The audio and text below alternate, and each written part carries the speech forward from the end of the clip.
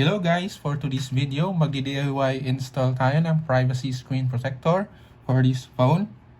As you can see, basag na yung protector niya. Yan. If magpa-change ka sa mall, it will cost you around 300 to 500 pesos.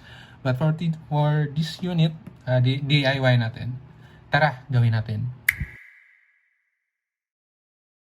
Okay, ito yung item na nabili ko sa Lazada. Yung price niya is 77 pesos per screen. By default, ang laman nitong box na to is one screen lang, but tatlo yung binili ko just in case sira yung isa. Meron pa akong dalawang extra and no need nang magsa ulit sa seller. Okay, unbox natin. Meron siyang tab na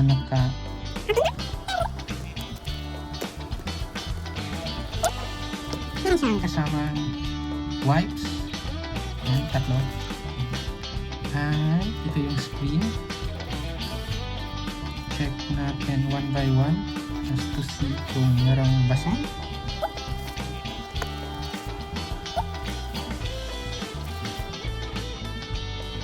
So far, all are good. Walang damage. Install natin itong isa.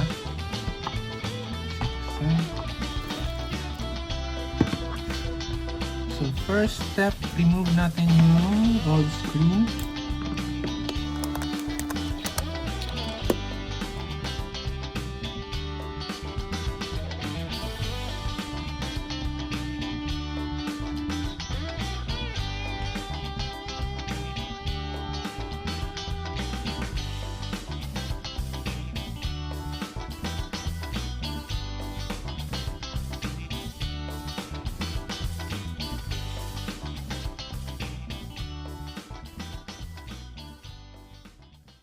Ayan guys, after a few minutes of persuasion, para mawala yung bubbles, tapos na siyang i-install. Yan. Ang kagandahan pala nitong privacy screen protector is that hindi nakikita ng katabi mo kung ano yung binabasa mo. For example, ganyan. Kapag tinagilid mo yung phone mo, hindi siya nakikita. Yan. So yung link ng product, ilalagay ko sa description. And if you have questions, type lang sa comment section. Yan. Yun lang guys. Peace.